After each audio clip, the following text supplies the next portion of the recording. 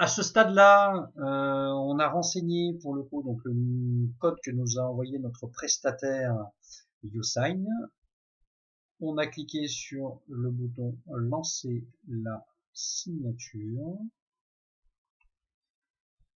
Voilà, et là, il nous félicite dans la mesure où le contrat est signé électroniquement.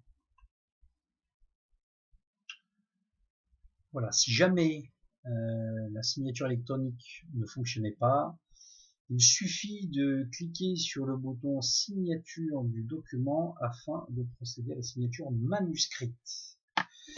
Dans ce cas, le client et le distributeur reçoivent la signature électronique sur leur mail respectif.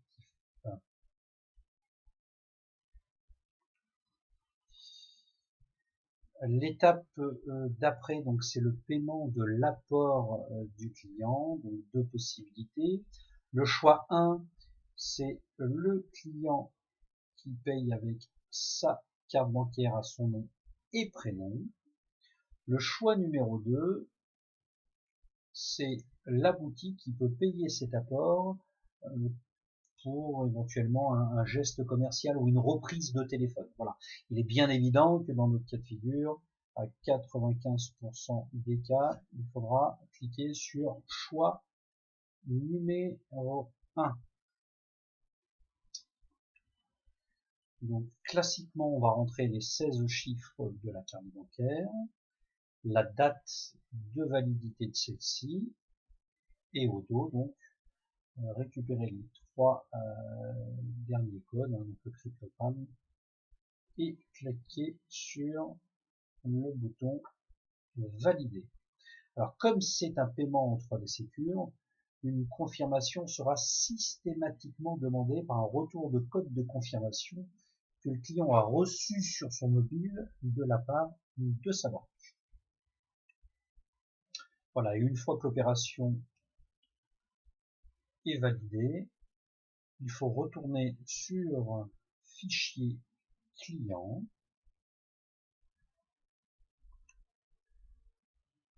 Ensuite, donc, récupérer au nom du client son dossier. Il est bien noté à livrer, ce qui veut dire qu'on peut bien donner à partir de ce moment-là le téléphone au client.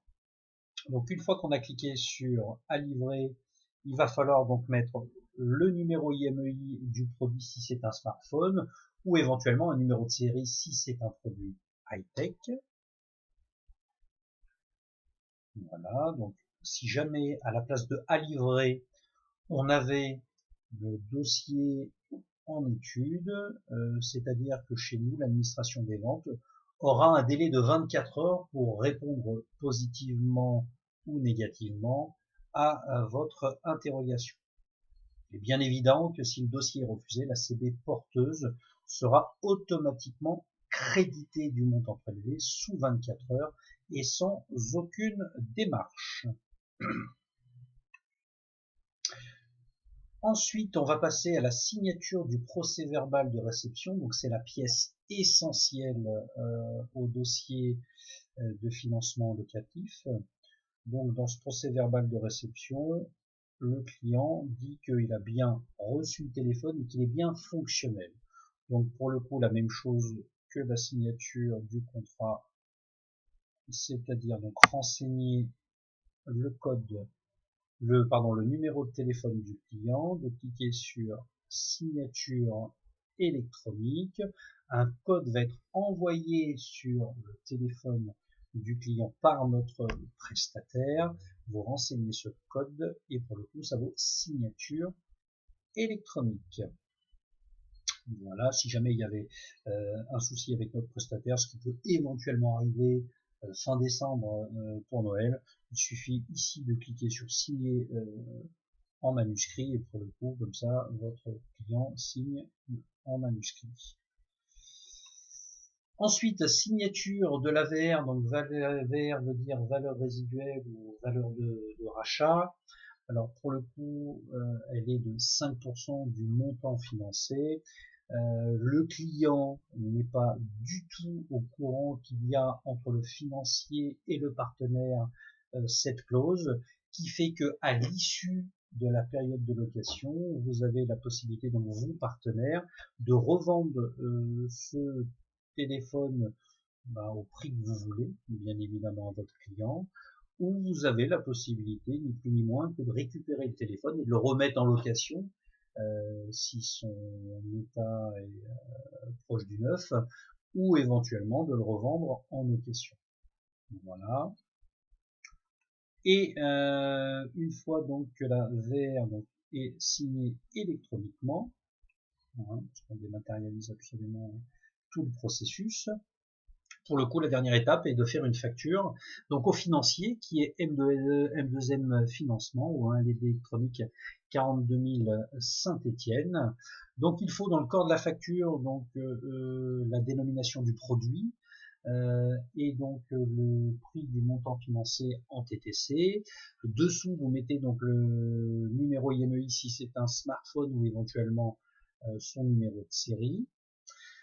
Il faut donc mettre aussi également la rémunération de l'assurance précomptée sur la première année, donc si c'est une P1, une P2 ou une P3, et n'oubliez pas de mettre la TVA et le nom et prénom du client ayant souscrit l'offre.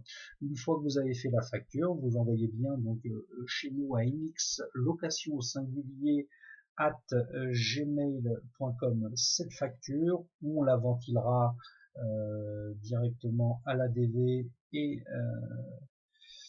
chez nous à la compta, sachant que cette dernière aura 5 jours ouvrés pour vous payer la facture. Bien évidemment, le contrat sera contrôlé, éventuellement réputé conforme pour le paiement. Merci pour votre attention, à tout de suite pour une nouvelle vidéo.